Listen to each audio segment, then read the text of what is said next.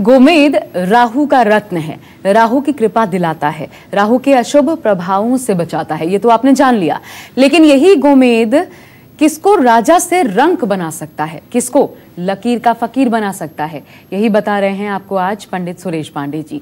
तो चलिए अब अपनी चर्चा को आगे बढ़ाते हैं और बात करते हैं गोमेद रत्न किन राशि वालों के लिए शुभ है, किन राशि वालों के लिए अशुभ, राशि अनुसार भी पंडित जी किन के लिए शुभ। साफ तौर पर ये बस इतने से माना जा सके कि हमारी ये राशि है तो हमारे लिए ठीक नहीं है। देखिए ऐसा है, गोमेद किसके लिए फायदेमंद है, किसके लिए नुकसानदायक है, इस विषय पर तो गंभीर चिंतन के बाद ही गोमेद धारण करना चाहिए। गोमेद रत्न जो है वो वृषभ, मिथुन, कन्या, तुला, मकर और कुंभ राशि और लग्न के जातकों के लिए फायदेमंद है। लग्नेश का मित्र होकर के राहु जन्म कुंडली में पहले, चौथे, पांचवें, सातवें या नौवें स्थान में हो तो गोमेद धारण करने से लाभ मिलता है। दूसरे और 11वें भाव में अगर राहु की स्थिति है और लग्नेश का मित्र है तो धन और जायदाद संबंधी लाभ के लिए इस रत्न को आप धारण कर सकते हैं। कुंडली में राहु कारक अवस्था में स्थित होकर सूर्य से युक्त या दृष्ट हो, सिंह राशि में स्थित हो तो राहु की महादशा या अंतरदशा में इस रत्न को धारण किया जा सकता है। कुंडली में राहु अगर कारक होकर मेष, कर्क, वृश्चिक, धनु या मीन राशि में स्थित हो तो राहु की महादशा या अंतरदशा में भी गोमेद रत्न धारण करना चाहिए।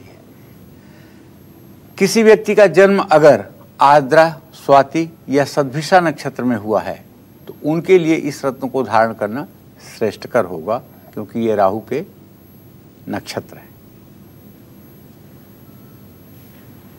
और किनको नहीं धारण करना चाहिए पंडित जी? देखिए, नहीं धारण उन लोगों को करना चाहिए जिनकी कुंडली में राहु पापक ग्रहों के प्रभाव में हो या मेष लग्न हो, कर्क लग्न हो, सिंह लग्न हो, वृश्चिक लग्न हो, तो ऐसे लोगों को भूल करके भी गोमेद नहीं धारण करना चाहिए। मीन और धनु राशि और लग्न के लोगों को भी कुछ विशेष परिस्थितियों में अगर जो कोई ज्योतिषी परामर्श कर रहा है तो गोमेद धारण करना चाहिए, वरना नहीं। जन्म कुंडली में राहु छठे, 8वें या 12वें भाव में स्थित हो तो भी गोमेद रत्न धारण करते समय सावधानी बरतनी चाहिए। लेकिन तीसरे, छठवें और 11वें स्थान में अगर राहु हो और वो वृश्चिक या धनु राशि में ना हो तो आंख मूंद कर गोमेद पहन लीजिए, वो आपके लिए अमृत का काम करेगा, इसमें कोई संशय नहीं। और दोषयुक्त और नकली गोमेद आपको कौन कौन सी मुश्किलों में फंसा सकता है, साथ ही असली गोमेद की पहचान कैसे करनी है, सबसे इंपॉर्टेंट पार्ट है ये पंडित जी कि पहचान कैसे करें और किन मुश्किलों में अगर गलत है गोमेद, हमारे लिए सही नहीं है तो फंसा सकता है। देखिए, वैसे तो ये बड़ा अल्पमूल्य रत्न है, जल्दी इसका डुप्लीकेट कुछ हो नहीं सकता। अच्छा, दोष मुक्त गोमेद की पहचान करने के साथ ही उसमें होने वाले नुकसान के बारे में भी आप कैसे जान सकते हैं, ये मैं आपको थोड़ा हिंट कर रहा हूं। जिस गोमेद रत्न में चमक न हो ऐसा गोमेद खास तौर पर औरतों के लिए नुकसानदेह होता है, रोगवर्धक होता है। और जिस गोमेद का रंग लाल हो ऐसा गोमेद अलग अलग तरह के रोग देता है। जो गोमेद सूखा हो उसको धारण करने से समाज में मान सम्मान कम होता है। जिस गोमेद में एक साथ कई रंग हों वो धननाशक होता है। जिस गोमेद में गड्ढा हो वो धन और मान प्रतिष्ठा को बिगाड़ता है। जिस गोमेद में कोई और रंग का धब्बा हो वो पशुधन का नाश करने वाला है। जिस गोमेद में दूसरे रत्नों की चमक दिखाई दे वो हर प्रकार के सुखों का नाश करता है। तो फिर सच्चा गोमेद कैसा होता है, इसका पहचान क्या है, ये जान लीजिए। गोमूत्र से मिलता जुलता रंग होने के कारण इसे गोमेद कहा जाता है। गोमूत्र ये सिलोमी गोमेद का ही रंग होता है ऐसा, और काफ़ी महंगा होता है। उत्तम श्रेणी के गोमेद रत्न को अगर लकड़ी के बुरादे से घिसें तो इसकी चमक में वृद्धि होती है। लकड़ी का बुरादा लेके उसी पैसे से गोमेद रगड़ के देखिए, अगर गोमेद की चमक बढ़ जाती है तो ये ओरिजिनल है, और अगर उस पर स्क्रैच आते हैं तो ये डुप्लीकेट है। गौमूत्र में अगर 24 घंटे के लिए गोमेद को रख दिया जाए तो गौमूत्र का रंग ही बदल जाता है। गोमेद रत्न को गाय के दूध में रख दें तो दूध का रंग गौमूत्र के जैसा दिखता है। अगर ओरिजिनल गोमेद होगा तो उसकी पहचान यही होगी। जी हाँ, तो आपके पास जो गोमेद है सही है या नहीं, इसकी भी परीक्षा आप कर सकते हैं, टेस्ट कर सकते हैं। अभी निकालकर उपाय कैसे करने हैं पंडित जी ने आपको बताए हैं। और कोई भी रत्न जब आप धारण करते हैं तो उसका एक सही तरीका होता है, यानी विधि होती है, वो भी जानेंगे पंडित जी से। लेकिन औषधीय गुण वो क्या है जिसका जिक्र हम बार बार कर रहे थे? पंडित जी, किस प्रकार के औषधीय गुण हैं कि धारण करने वाले व्यक्ति को लाभ होता है? देखिए, हर रत्न में अपना अपना एक औषधीय गुण है। जैसे माणिक्य मनुष्य के शरीर में बूस्टर का काम करता है, आत्मविश्वास को बढ़ाता है। अच्छा। चंद्रमा डिप्रेशन, निगेटिविटी को रोकता है, धैर्य और साहस देता है। मंगल भय को समाप्त करता है। बुध स्मरण शक्ति को तेज करता है। बृहस्पति विवेक के साथ जीवन जीने की प्रेरणा देता है। शुक्र विलासिता संबंधी वस्तुओं के सुख के उपभोग का तौर तरीका बताता है। शनि सेवा वृत्ति के कार्यों में निपुण करता है। इसी तरह से राहु केतु भी, यद्यद भाव गते राहु केतुश्च जनने निराम यद्यद भावे संयुक्तम तत्फलम प्रतिषेधलम। राहु और केतु का कोई स्थान है नहीं ऐसा।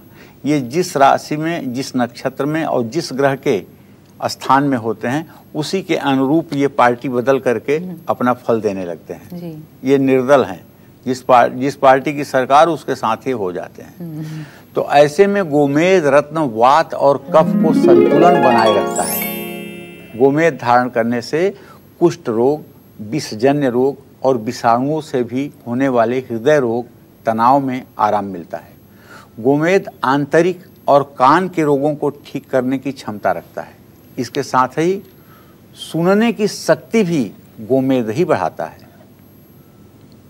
गोमेद धारण करने से जोड़ों के दर्द में आराम मिलता है। इस रत्न से आंखों की कमजोरी दूर होती है।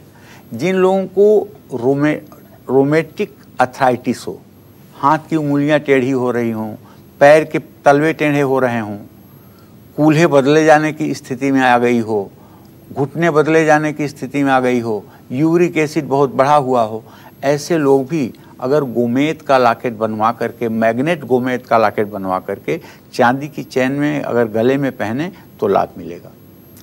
गोमेद 11 या 15 रत्ती का मध्यमा उंगली में आप धारण कर सकते हैं अगर पुरुष हैं तो, और अगर महिला हैं तो 7 से 10 रत्ती तक का गोमेद आपको धारण करना चाहिए। अगर किसी को मूर्छा का रोग आता है, मतलब बैठे बैठे बेहोश हो जाना, या कोई गुप्त रोग है जिसे आप बता नहीं सकते, या कोढ़ है, हर समय शरीर से मवाद बहती है, या खुजली और सिरोसिस अपने चरम सीमा पर है, ऐसे में भी अगर गोमेद धारण किया जाए तो ये दुर्घटनाओं से बचाता है। लेकिन इसे मिडिल फिंगर में या गले में लॉकेट में ही आप पहन सकते हैं, इस बात का ध्यान रखें। और हाँ, इसको पहनने का सबसे अच्छा दिन होगा शनिवार की सायंकाली से पहना जाए तो ये सबसे अच्छा होगा। कोई भी चीज़ आपके जीवन के साथ कितनी शुभता के साथ जुड़ रही है बहुत मायने रखता है। रत्नों के साथ भी ऐसा ही है, क्योंकि एक सही विधि से रत्न आपने धारण किया तो आगे लाभकारी होता है। तो गोमेद को किस प्रकार, सही विधि, सटीक जानकारी आपके पास होनी चाहिए। पंडित जी, सटीक विधि गोमेद धारण करने की क्या है? देखिए, अब मैं आपको बताना चाहूँगा कि गोमेद धारण किस तरीके से करें कि वो शास्त्र सम्मत हो। गोमेद किसी भी व्यक्ति पर अपना प्रभाव 30 दिनों में दिखाता है। गोमेद धारण करने के लिए शनिवार का दिन सबसे अच्छा माना जाता है।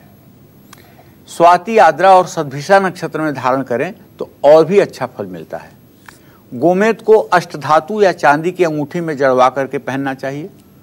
और शुद्ध करने के लिए आप गंगाजल, दूध और शहद मिश्री का घोल में इसको एक रात रखना चाहिए। दूसरे दिन गंगाजल से धो करके ओम रांग राहवे नमः का मंत्र जप करके फिर उसके बाद में इसको धारण करना चाहिए। पुरुष दाहिने हाथ की मध्यमा में, महिलाएं बाएं हाथ की मध्यमा में इसको धारण कर सकती हैं। यही सबसे सटीक विधि है। हमारे साथ अनामिका, एक कॉलर छत्तीसगढ़ से इस वक्त जुड़ चुकी हैं। स्वागत है अनामिका जी, अपना प्रश्न पूछिए। पंडित जी प्रणाम। हाँ, सदा सुखी रहिए। पंडित जी, मैं पिछले 5 साल से आपका सारा प्रोग्राम देख रही हूँ, क्योंकि हम लोग भी मिर्जापुर से है रहने वाले हैं और माँ विंध्यवासिनी के मंदिर हमेशा आना जाना लगा रहता है। इस वजह से कुछ ज्यादा ही श्रद्धा है आपके ऊपर जी।